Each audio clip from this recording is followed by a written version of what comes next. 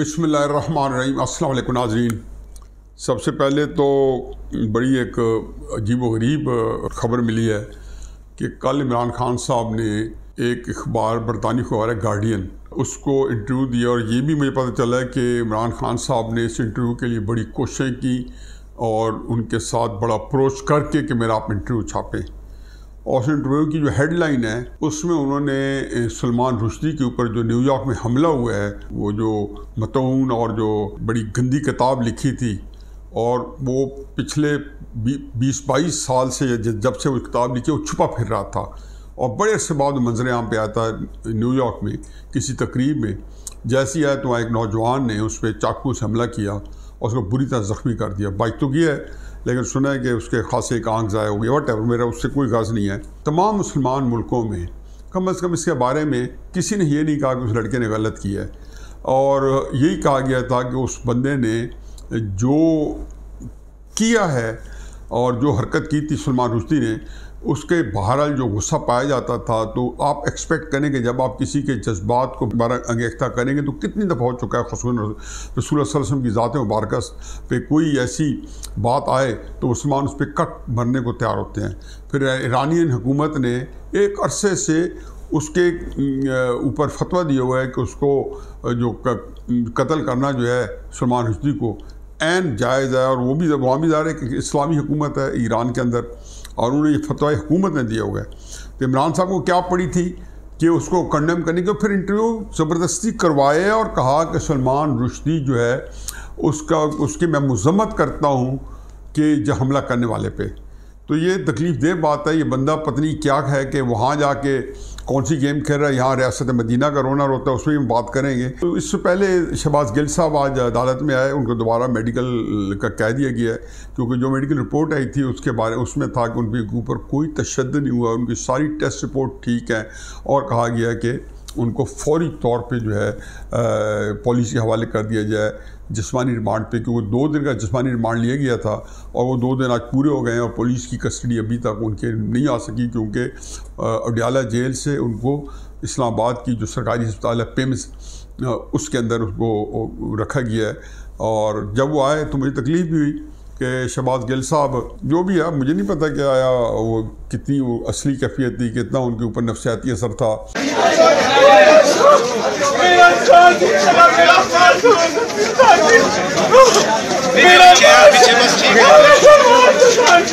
शहबाज गिल साहब को शायद कहा हो कि जी आपने इसी तरीके से शो करना, बना कि वो जैसे अपनी हालत बता रहे थे उससे ज़्यादा कि वो रो रहे थे, रोना धोना कर रहे थे। हो सकता है कि वो उनके अंदर हिम्मत ही इतनी हो, लेकिन जो बातें वो करते थे तो उसके अंदर ये था कि उनके लगता था कि खुदा का ज़ोम उनके अंदर आया हुआ है। ये उनके मैं कानों से जब उनकी बातें सुनता था, खुशबू नवासी की बीमारी के ऊपर, उससे पहले कुलसूम नवाज साहबा की बीमारी के ऊपर, फिर अभी चंद दिन पहले परवेज़ इलाही साहब की हुकूमत कायम नहीं हुई तो उसने कहा मैं आ रहा हूँ पंजाब में और मैं कब्रों से निकाल के और पता नहीं क्या ऐसा रंधा फेरूंगा जो पंजाबी के अंदर वो जो है उसी भी मेरा ख्याल आप शक्ल भी देख लें रंधे की कि वो क्या है। जिसका नाम शहबाज गिल आपको नहीं छोड़ेगा, मैं आपका पीछा करूंगा। आप फौत हो गए मैं आपकी कब्र पे भी आके प्रेस कॉन्फ्रेंस किया करूंगा। इन्हू ऐसा रंधा फेरो, इन्हू ऐसा रंधा फेरो के दे उत्ते कोई शय ना रुके। तो ये वो कहता था रंधा फेरूंगा कि बिल्कुल लेवल करके रख दूंगा। अब इससे अंदाज़ा लगाएं, अल्लाह रहम करे, पता नहीं वो अल्लाह को बातें नापसंद आई हैं या क्या है।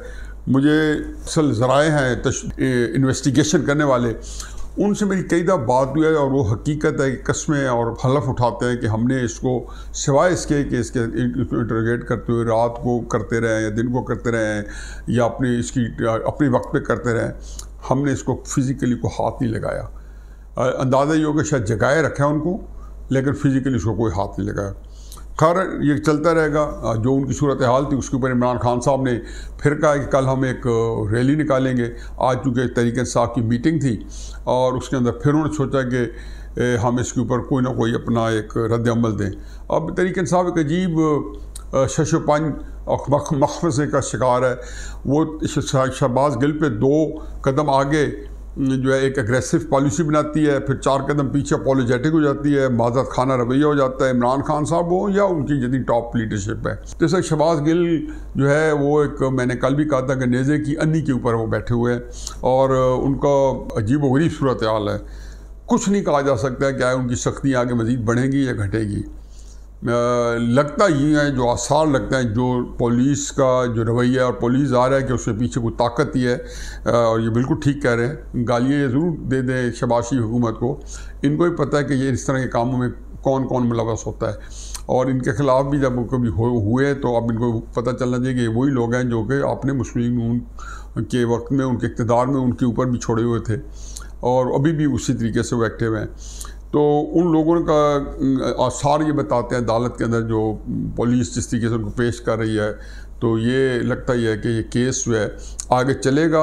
और शहबाज गिल साहब को अब उन्होंने ये देख लिया है कि इसके ऊपर तहरीक इंसाफ जो है वो बिल्कुल कंफ्यूज्ड है और वो उनके और हवास भागता है, तो इसका वो मज़ा भी ले रहे हैं, एंजॉय कर रहे हैं। बाकी उन्होंने कल तकरीर फरमाई है और बड़ी अजीबोगरीब तकरीर है, पता नहीं वो कहना क्या चाहते थे।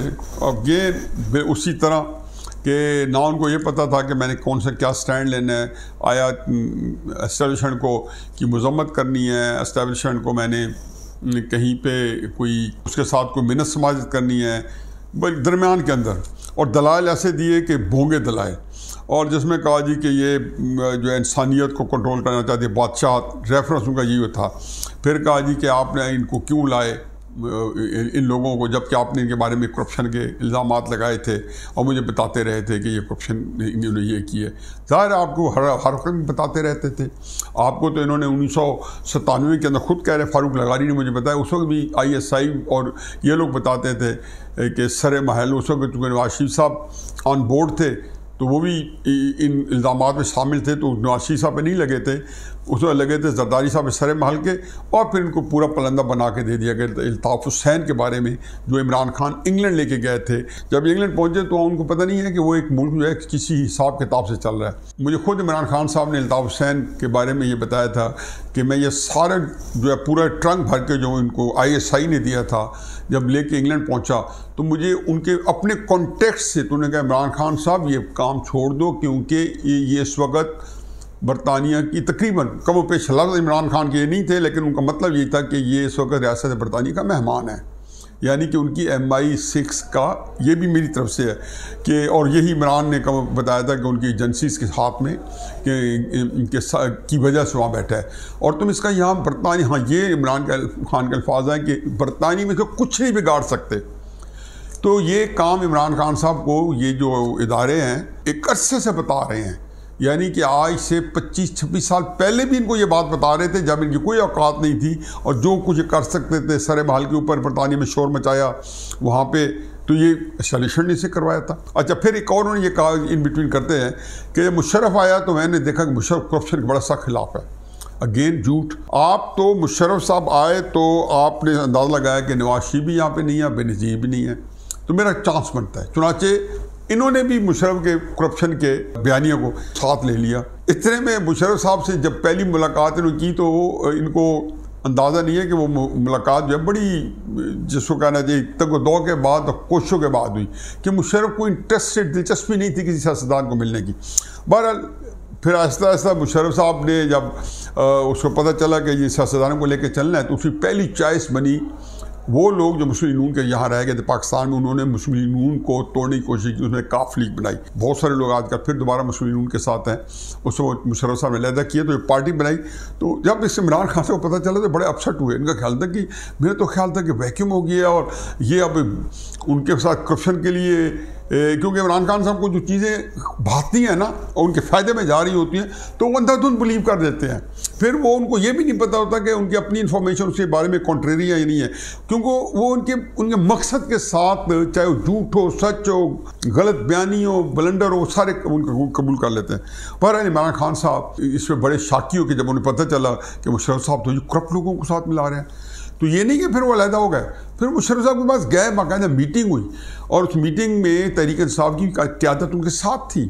इमरान खान साहब को पता कौन कौन साथ गए थे उस वक्त, शायद अकबर बाबर साहब भी साथ हो, उनसे पूछ लिया जाए, मैं तो नहीं था। तो वहाँ पे मुशर्रफ साहब को इन्होंने कहा जी आप तो इन करप्ट लोगों को साथ मिला रहे हैं। तो मुशर्रफ साहब ने कहा कि इमरान आपको ग्राउंड रियलिटीज़ नहीं पता, कोई ये नहीं कि वो ज़मीनी हक़ाइक़ से वाकिफ़ नहीं थे, वो ज़मीनी हक़ाइक़ कि इमरान खान साहब को वारा नहीं खाते थे, उनके ख्वाब चिकना चूर हो गए उनका ख्वाब में ये था कि मुशर्रफ साहब ने उनको उठा के वज़ीर-ए-आज़म बनाना है। मुशर्रफ साहब ने बाद में कामरान शाह साहब के एक इंटरव्यू में कहा था, अभी कोई 2011, 12, 13 में अपने जाने के 3-4 साल बाद, उसने कहा ये इतना अहमक आदमी है कि इसको एक सीट नहीं मिलनी थी 2002 के इलेक्शन में, और वो भी मैंने दिलाई है, हालांकि वो बिल्कुल झूठ बोला है। और ज़्यादा मैंने से कहा कि हम आपको 8-10 सीटें दिला देंगे, आपकी एक सीट भी नहीं बनती। लेकिन ये कहता था जी मुझे आप इक़्तिदार भी दें, वज़ीर-ए-आज़म बनाए। मैं इसे तब भी कहता था, और मुझे डिस्क्रीटली कहता है इमरान खान, ये मैं जानता हूँ वजह ये नहीं है, वो सब कसूर है, आपकी कोई सियासी औकात नहीं है, क्योंकि मैं इनके साथ था। मैंने कहा मुझे पता है आपकी कोई सियासी औकात नहीं, कोई मुमकिन नहीं है कि वो आपको वज़ीर-ए-आज़म बना दे। लेकिन इस सारे अरसे में काफ लीग भी उनके साथ थी, इमरान खान साहब भी साथ था। अलहदा क्यों मुशर्रफ से, वो भी एक वाक़या फिर तफसील से बता दूंगा। सरसरी है कि उन्होंने कहा कि जब इनको तिफल तसल्ली देने के लिए, इनका हौसला रखने के लिए, उन्होंने कहा जी जो बाकी पार्टी रह गई हैं, छोटी छोटी नेशनल पीपल्स पार्टी है, मिलत पार्टी है, फारूक लगारी की, इमरान खान साहब की, ये सारी मिला के 6, 7, 8 पार्टी इनका अलहदा बनाएंगे। और जैसे इमरान खान साहब के साथ इस हुकूमत इत्तेहादी थे या शहबाज शरीफ साहब के साथ इत्तेहादी है, तो उस हुकूमत के साथ काफ लीग के आप इत्तेहादी बनेंगे और आप उसके हेड बनाएंगे।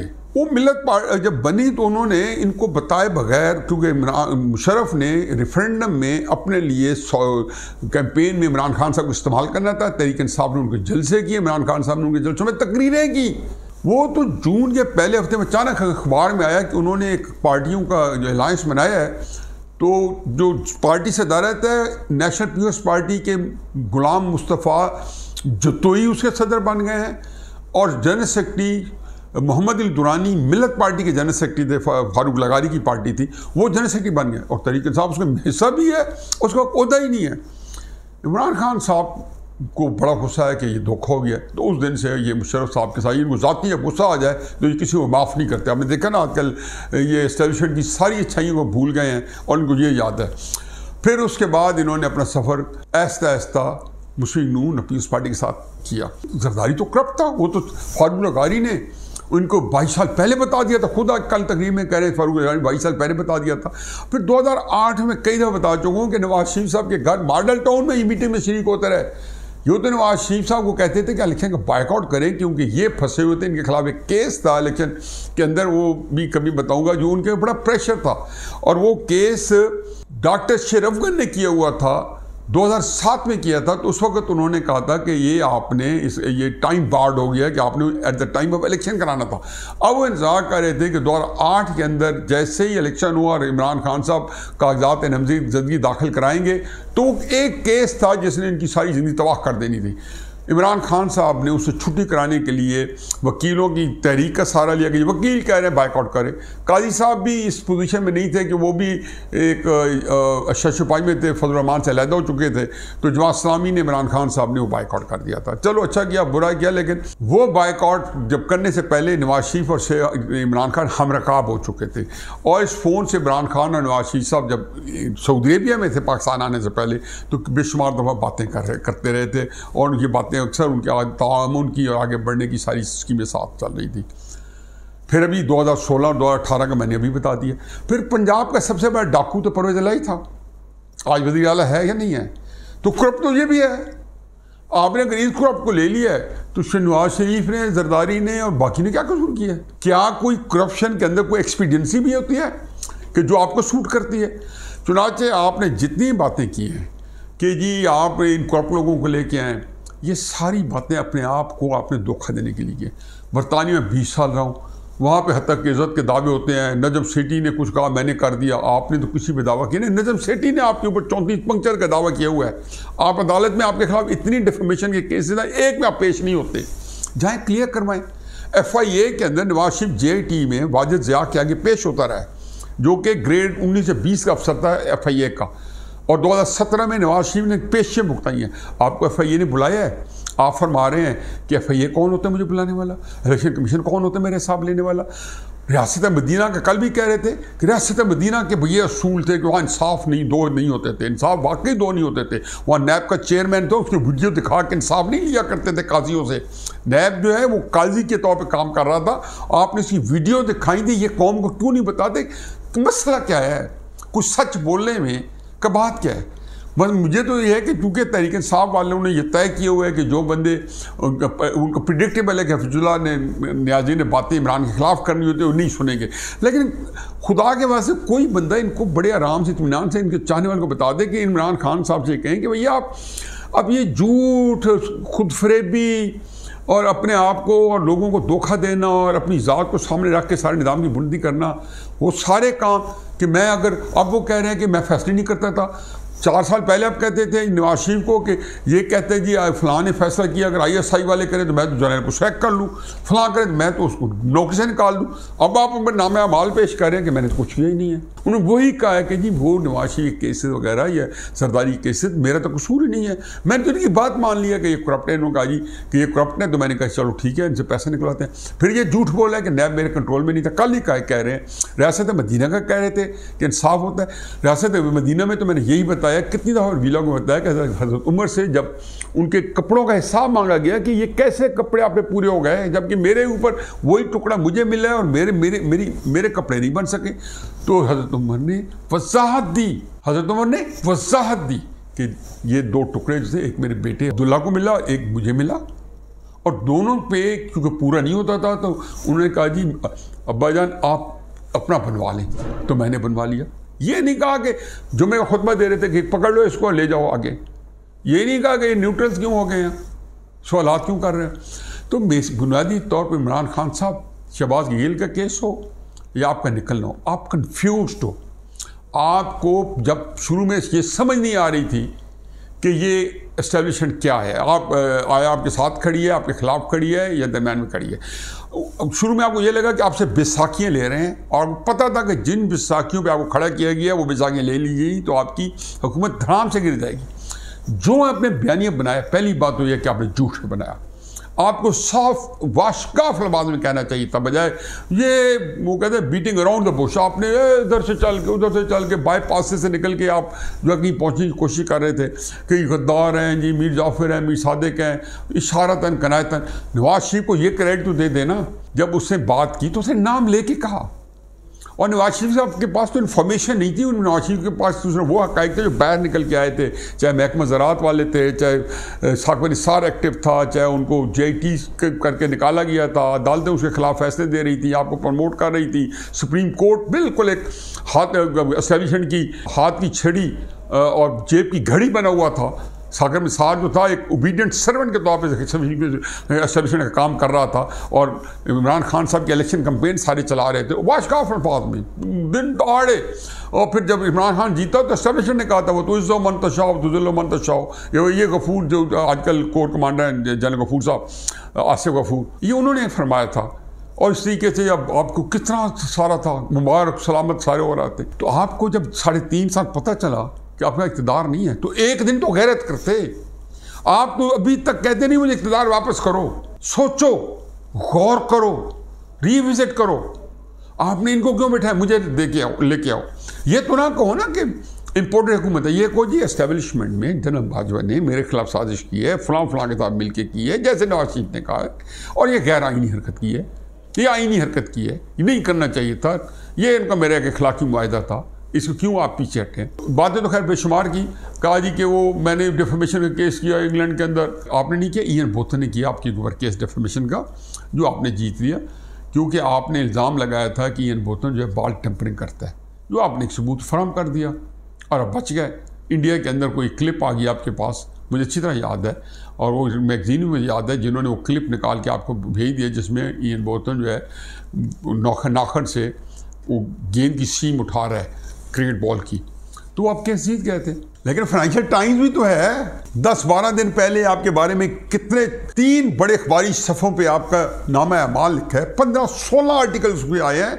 और फाइनेंशियल टाइम्स जिस अखबार को आज आपने अहमद रुश्दी के बारे में कि उसके गवाही में आप उतर आए हो और उसकी मजम्मतें करते फिर हो, गार्डियन उसी जितना क्रेडिबल अखबार है फाइनेंशियल टाइम्स, और कह रहे हो कि मैं 20 साल बरतानी में रहा हूँ। एक तो जहाँ आप रहे हैं वो आपकी मुट्ठी में है, आप तो ऐसे समझते हैं कि आपकी सब पता है। तो आप वो जो कुछ आपने किया है, जहाँ किया है कि जो बरतानियों को आप कहते हैं मैं अच्छी तरह जानता हूँ और सारे निज़ाम को समझता हूँ, और डिफेमेशन का आपने मिसाल दिया, किसी और कॉन्टेक्स्ट में आप ये आपकी अक्ल ने ये साथ नहीं दिया कि अगला सवाल मेरा ये होना था कि फाइनेंशियल टाइम्स में आप क्यों नहीं जाते हो। आप तो बरतानिया की अदालतों पर आज ही इत्मीनान का इजहार कर रहे थे कि हमारा निज़ाम इसलिए चल रहा है कि अदालतें हैं और अदालतें बड़ा फेयर डिसीजन करती हैं। रियासत मदीना में अदालतें बड़ा फेयर डिसीजन करती थी और रियासत मदीना में जो है फ़ौज न्यूट्रल नहीं थी, अदालत के महतात थी। फ़ौज तो आपके 3.5 साल दौर में भी आपके महतात थी। आप कहते हो नहीं मेरे महतात नहीं थी, आप कहते थे अगर मेरे महतात नहीं तो मैं सैक कर लूँगा। आपने तो इतने तजादात का मजमूआ अपने आप को बता दिया है कि सिवाय वो जो बंदे हैं जो बिल्कुल फातुल अक्ल है या बिल्कुल इस बात इस तरफ गौर ही नहीं करना चाहते या जिन्होंने दरवाजे बंद कर दिए हैं दूसरी बात सुनने के ऊपर, सिवाय उन लोगों के और अंधे मुकल्लिद हो के चलो इनको भी आप इस्तेमाल कर लो। जब जो दुनिया प्रेजुडिस से आज़ाद हो जाएगी, मैं कहता हूँ तस्सुबात से हम निकलेंगे। खुदा गवाह कि आपके बारे में ज़ीरो मार्जिन होगा तारीख के अंदर आपकी इज़्ज़त अफजाई का। आपके बारे में आपको कुछ भी मार्जिन नहीं दिया जाएगा। आपको एक झूठा, आपको मजमूआ इस्दाद, आपको अपनी कॉल के ऊपर से फिर जाने वाला, आपको गलत बयानियाँ करने वाला, आपको इस तरह का बंदा समझा जाएगा। एक ऐसा कैरेक्टर जो कि कंप्रोमाइज़ करता रहे सिर्फ अपने मुफादाती एजेंडे को और अपने जिसको कहने वेस्टेड इंटरेस्ट को आगे बढ़ाने के लिए। बाकी आपने बेशुमार और बातें की हैं, मेरा ख्याल है कि वो सारी बेकार हैं। एंड रिज़ल्ट ये है कि आपसे बैसाखियाँ जिन्होंने वापस ली हैं, अगर ये आप समझते हैं कि अमेरिका की साजिश है, अल्लाह आपका हामी नासिर हो। बाकी आपने जो ऑफेंसेस कमिट किए हैं एस्टेब्लिशमेंट के खिलाफ, आपने तो शरारतन करायतन किए हैं, उन्होंने उनको उसी तरह लिया जिस तरह आप कहना चाहते थे।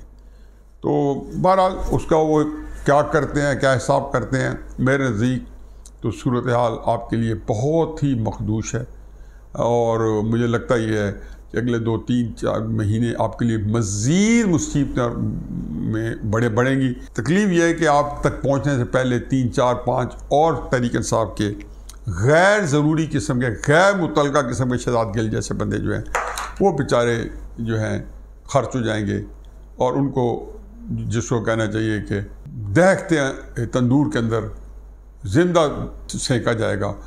बाकी रहे नाम अल्लाह का, वमा अलैना इल्ला अल बलाग।